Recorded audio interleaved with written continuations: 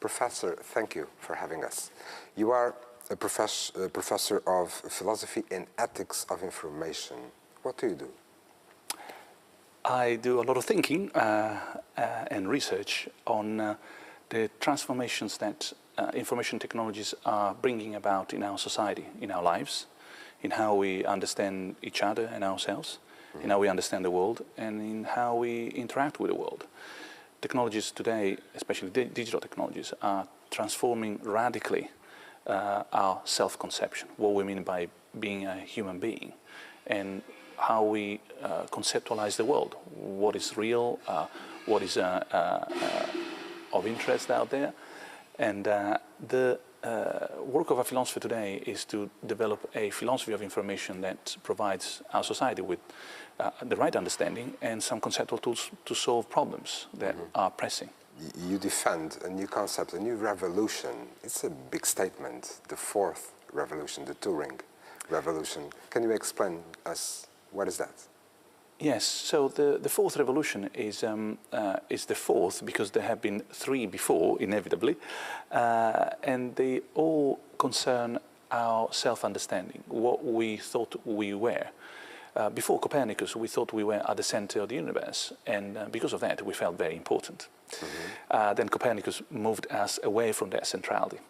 We, as it were, moved back to the centrality within the biological world, and we thought, well, at least we are not at the center of the universe, but we are at the center of nature. And then Darwin came and says, well, I'm afraid you're not at the center of biology either. And then we thought, well, at least we are at the center of the mental life. We are the master of our thoughts. And then Freud came and says, well, unfortunately, even that centrality has to go. And I came to the conclusion that the recent revolution, the computer revolution, the information revolution, the digital revolution, whatever way you want to call it, is affecting our centrality in one more way. We thought we were the only smart agents in the world. At least we were the ones who could play chess, who could park a car, could fly an airplane, who could solve mathematical problems. Well, now we have created new artifacts which are not intelligent like us in any possible way. There is no such thing as artificial intelligence as we see it described by Hollywood. But we do have smart artifacts, artifacts that do things better than us. And insofar as they do, they have displaced us from the centrality of agency. So this fourth revolution, which I attribute to Alan Turing, is changing our sense of what it means to be human. If I'm not the one who can find the best route from A to B, and I am a cab driver, so who am I? If I'm not the one who can play better chess than any other computer or even my smartphone, to be honest, then what it means to be intelligent, what it means to be autonomous, what it means to be free today when computers are actually nudging us to buy something rather than something else. Now this is all changing our sense of ourself, and that's why I call it a fourth revolution. And do you think humanity is prepared to that, to accept that?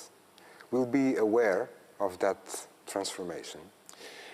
I think we're not aware of the transformation so much yet, but we do have, in general, outside university or research institutes, I mean, in the square, in the street, at the shop, on everyday life, in the house, we have a sense of enormous transformation.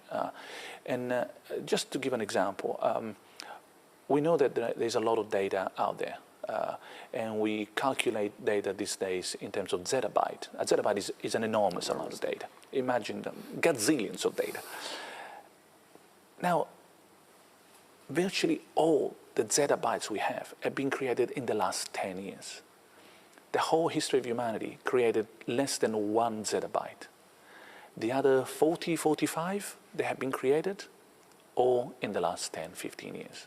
That is a tsunami of, if we want to call it information in a generic sense, that is transforming our lives. It means that all our steps are recorded, that medicine is no longer the same because it's all digitized, that war is cyber war, that education is done through computers, that if you play with a computer game, that if you are watching a movie, is a digital movie. and on and on and on. So that is the transformation that we are undergoing, and that's why we are still coming to grip with it. So we have a sense that something is deeply changing, and we are trying to make sense of it. But do you think we should be worried about that? I think some concern is justified, but also some enthusiasm. It's like landing on a new island or on a new continent. You want to be a little bit worried and concerned about what strange animals might be there. Maybe there are forces, natural forces that may not be friendly, or even other human beings that not might be friendly. At the same time, is a wonderful discovery. Is a new continent that we are exploring. Whether we can come to make a total mess of this new world of ours, this infosphere that we are creating, or we are going to transform it into something positive, creative, that future generations will be grateful for what we did, it's very much up to us. You are a member of the Google Advisory Council on the right to be forgotten. What are the consequences, in your opinion, to be or not to be forgotten? Oh, the consequences are enormous. We have had a long discussion in Europe, which is still ongoing, about this so-called right to be forgotten, which concerns the possibility of having links removed from a Google search when the information to which the links refer is deemed inappropriate, inadequate, no longer valid. The debate seems to be a little bit exaggerated. After all, it's just a small thing. Who cares? But the interesting point is that this right to be forgotten has been like a spark that has ignited a whole forest, a whole fire. And the fire, just to give you a few examples, concerns, for example, who is in charge of my information? Am I completely in control? Or, for example, a search engine? Or, say, Facebook? Is the government at the national or the European level ready to intervene when it comes to right to be forgotten, or should it delegate to a company like Google any decision? And let me give you just a final example, because it's probably the most important. For a few centuries, we solved the problem about law and territoriality by essentially a simple formula. My place, my rules, your place, your rules. And that's quite simple. It took basically World War II to get there. It was the Peace of Westphalia. It was one of the worst things that Europe ever seen before World War I. But then, mid-17th century onwards, for a few centuries, we found that solution. Now, today, because of the internet, there are no boundaries. There's no my place, your place.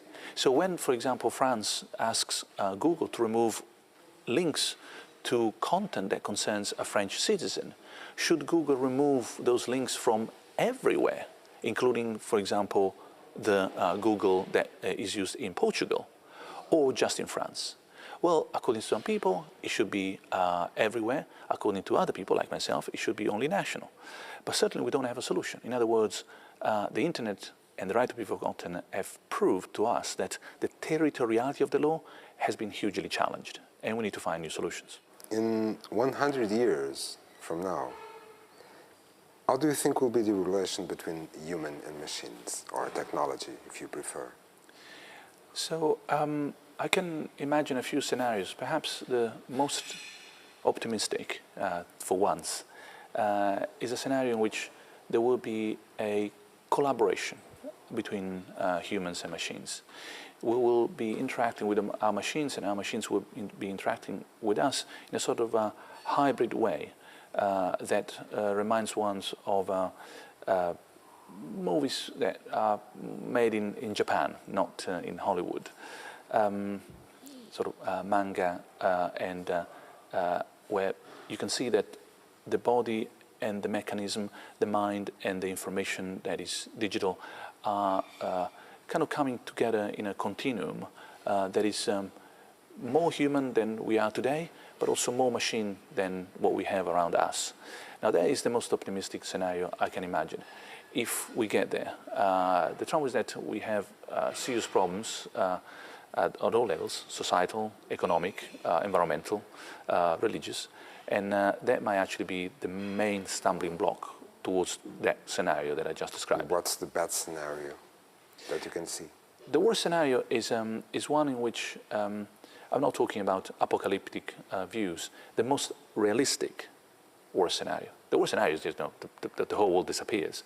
But the worst realistic scenario is that we're going to use our technologies to entertain ourselves to death, distract ourselves from anything else in the world, basically like digital drugs, and we use them to make sure that anyone who is not privileged like us stays outside our society. Surveillance, cyber war, conflicts, basically a digital wall around our communities within which we just look at whatever will be the equivalent of YouTube or new movies or listening to streaming music and so on, playing video games, basically distracting ourselves from the meaning of life. That seems to me the worst that can happen realistically. Thank you very much. Thank you.